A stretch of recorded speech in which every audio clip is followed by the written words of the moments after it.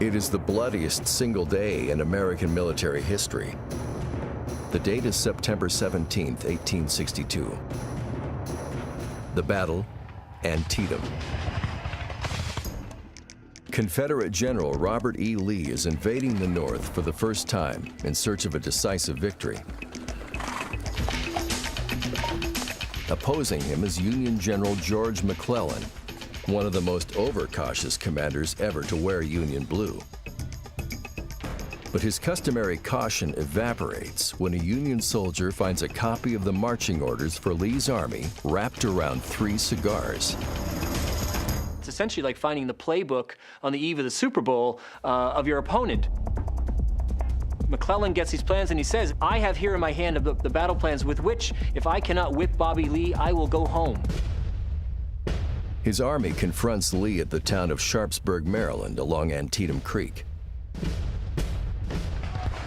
Fighting in the morning centers around a cornfield that is soon strewn with dead. A church on the battlefield, known as the Dunker Church, is riddled with bullets. Late in the day, the left wing of the Union Army under General Ambrose Burnside charges across a stone bridge and breaks the Confederate line.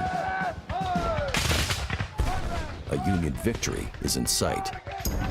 And then at the very great moment of peril, seemingly out of nowhere, General A.P. Hill, who has been marching his men as fast as he can all day, arrives just in the nick of time, right here on the southern end of the battle line, able to shore up Confederate forces and then ultimately to repulse General Burnside's offensive.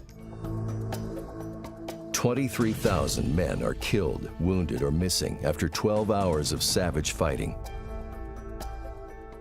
Though it ends in stalemate, the battle turns back the Confederate invasion and gives Abraham Lincoln the opportunity to issue the Emancipation Proclamation. And he wanted to issue his proclamation earlier, but he feared that it would be seen as an act of desperation.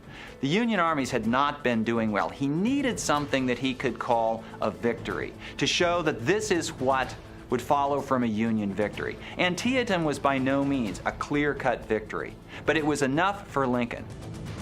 Issued a week after the battle, the proclamation's stirring words declare that slaves in the South would be thenceforward and forever free.